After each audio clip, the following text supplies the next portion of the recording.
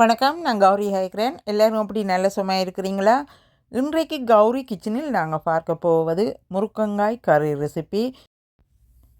முருக்கங்காய் இறால் போட்டு சமைத்திருக்கிறேன். மசாலா அரைத்து குழம்பு வைத்திருக்கிறேன். என்னுடைய ரெசிபி ஆல்வேஸ் வித்தியாசமாக இருக்கும். இந்த ரெசிபியை டிக்டாக்கில் இருந்து ஒரு சகோதரன் விரும்பி கேட்டுள்ளார்.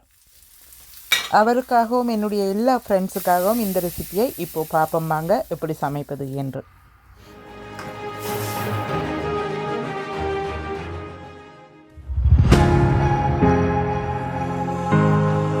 இப்போ இந்த கறி சமைப்பதற்கு 1 டீஸ்பூன் சின்ன சீரகமும் 1 டேபிள் ஸ்பூன் மிளகும் எடுத்து 1 நிமிடம் வறுத்தெடுக்கிறேன். இப்போ ஒரு 10 ml கோன் ஆயில் சேர்க்கிறேன்.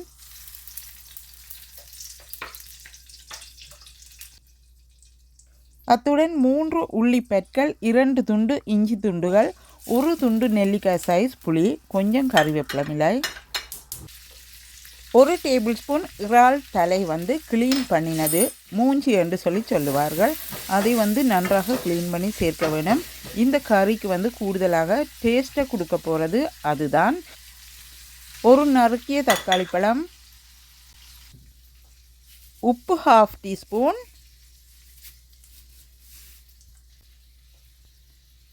கடையில் வேண்டிய கறி powder 1 table spoon, masala powder 1 table spoon, homemade கறி பவுடர் 1 டேபிள் ஸ்பூன், கடையில் வேண்டிய கறி பவுடர் இன்னும் 1/2 டீஸ்பூன் சேர்த்துருக்கிறேன்.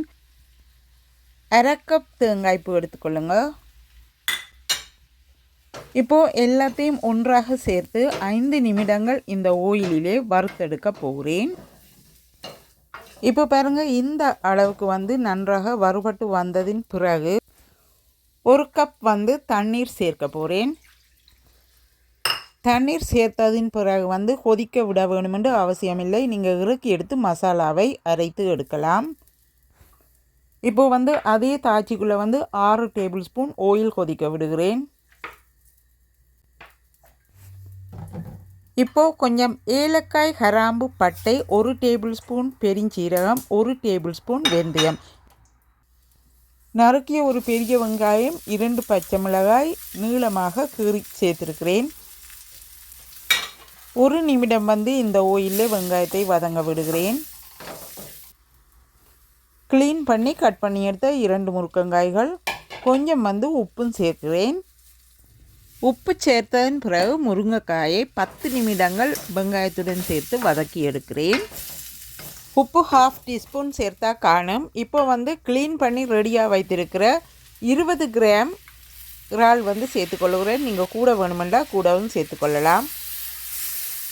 இப்போ அரைத்தெடுத்த மசாலாவையும் சேர்த்துருக்கிறேன். இந்த மசாலா தெரிந்தாலே நான் ஏற்கனவே தக்காளி பழம், ஒனியன் எல்லாம் சேர்த்து மேக் பண்ணின மசாலா தான்.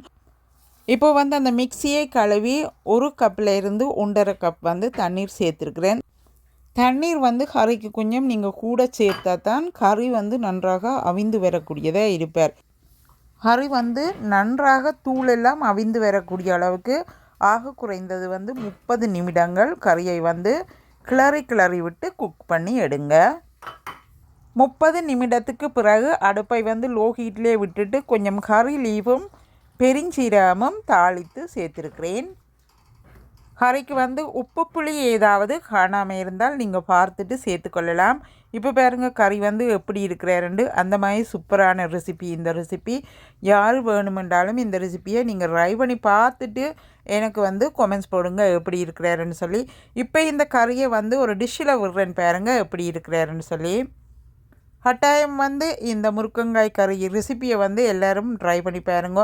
என்னென்னு சொல்லிச்சேன்னா, இந்த ரெசிபி என்னுடைய ஒரு ஸ்பெஷலான ஒரு ரெசிபி. இந்த முருக்கங்காய் கறி ரெசிபி எத்தனை பேர் இப்படி சமைப்பீர்கள் என்று எனக்கு தெரியாது. இது மிகவும் ஒரு சுவையான ரெசிபி. இந்த ரெசிபியை நான் இன்னும் எத்தனையோ முறையில் சமைப்பேன். இந்த ரெசிபிக்கு இன்றைக்கு ஒரு கோவா வரையும் வறுத்திருக்கிறேன். இப்போது இறால் குழம்பு ரெசிபி உங்களுக்கு சமைத்து காட்டிட்டேன்.